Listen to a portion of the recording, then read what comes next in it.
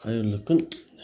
Менің мына YouTube арнама тап болған ағайын, көрермен сөздің басы сәлем дейді. Сол сәлемнен бастап жатырмын. Жалпы негізі бір YouTube арнасын ілкіде бір жүргізіп көргем. Бірақ оны мен оларынан күлтем қалды. Содан кейін іс қылып бұны бір ары қарай алып кеткен жоқпын. Бұны арнамды қайтадан ашып қойған бір арнам бар, шағында. Оны көп көрілімі жоқ, қаралымы жоқ. Сондықтан жазылушылар деп бастау біртүрлі. Сондықтан осы YouTube арнамдағы бейнебаянға аяқ асты тап болған құрметті көрермен, сізге қайырлы күн тілеймін. Енді бүгінгі тақырыбым менің мынау болмақ. Мен шыны керек көп нәрсе алмаймын өзіме. Арасында бір қызыға алатын кездерім болады. Керек болған соң аласын. Сондай бір алған нәрсемнің біреуі документ Викторинокс деген. Негізі Хансымға тапсырыс бергем.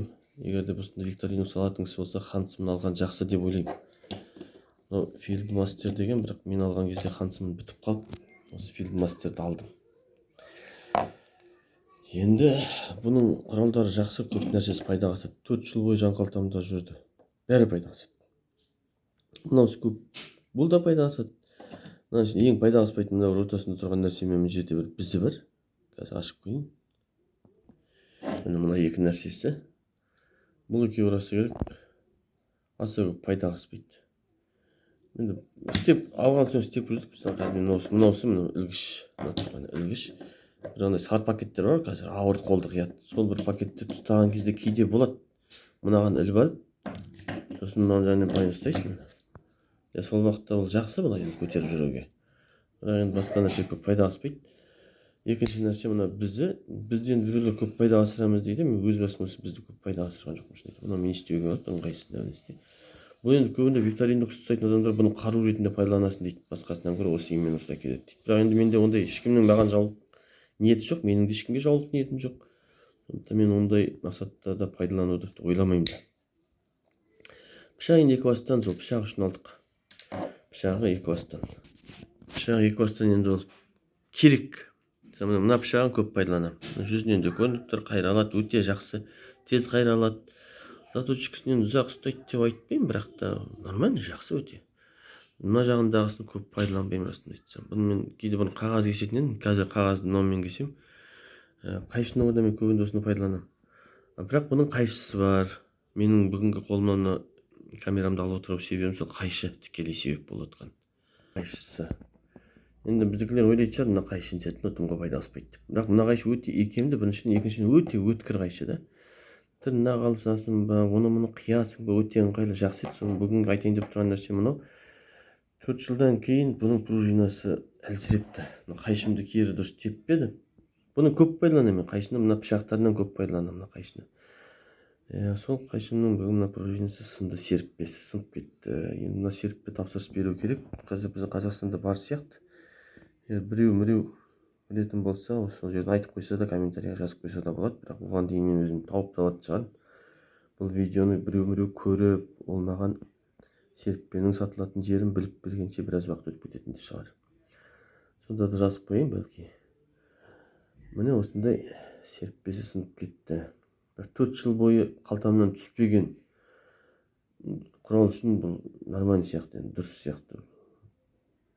Өзі құтақандай ғана темір қарап тұрсам, бірақ өте берік екен. Жалпы енді сөз аяғымды айтып кетейін. Бұл Викториноксты алуға мен кеңес беремін. Біздің қазақстандық нарықта бұның бағасы 10 мыңнан басталады. Мен мынаны кезінде 19 мыңға ма, 18 мыңға ма алдым. Қазір де сол шама көп қымбаттаған жоқ.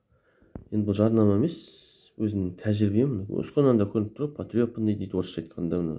Айғыз болған, шеті сынған, бірақ әлі күнге дейін жылтырап тұр. Әлі де бір 10 шақты, 15 жыл Құдай ғұмыр берсе, әлі де қалтамда жүретініне сенімдімін.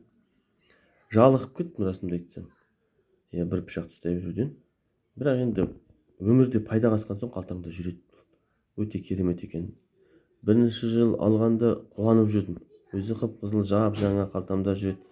Екінші жыл басқа бәк алып салып жүрдім. Бұны көп пайдаланған жоқпын. Пышағын тем более пайдаланған жоқпын. мына қайшысын көбірек пайдаландым. Арасы бар мына бір жерде, жазда керемет далада жүрген кезде. Сосын консерв ашатындар бар. Кейін оларға көп салмақ түскен жоқ, бірақ ашып жүрем. Банка ашасын тағы да. Себебі қазір консервілерден тартатыны бар ғой, сіз тартып аша қоясың. Деп өзім консервіге аса құмар да емеспін.